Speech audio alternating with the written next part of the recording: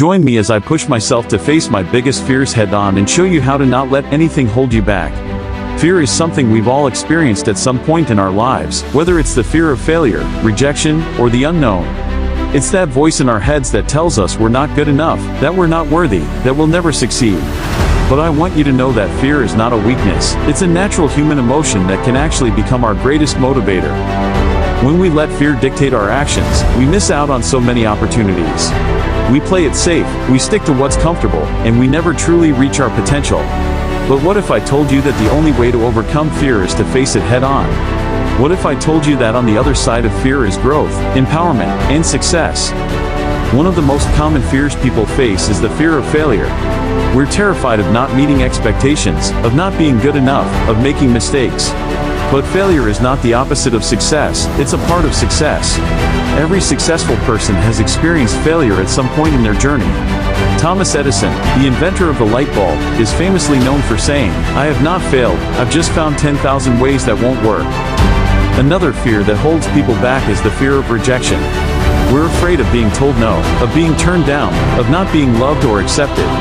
But rejection is not a reflection of our worth, it's a reflection of someone else's opinion. J.K. Rowling, the author of Harry Potter, was rejected 12 times before one publisher finally said yes. Can you imagine if she had given up? Then there's the fear of the unknown, the fear of change, the fear of taking risks. We prefer to stick with what we know, even if it's not making us happy, because at least it's familiar. But the truth is, the only way to grow is to step out of our comfort zones, to take calculated risks, and to be open to new experiences. I remember when I was younger, I used to be terrified of public speaking. I would get sweaty palms, my heart would race, and I would avoid it at all costs.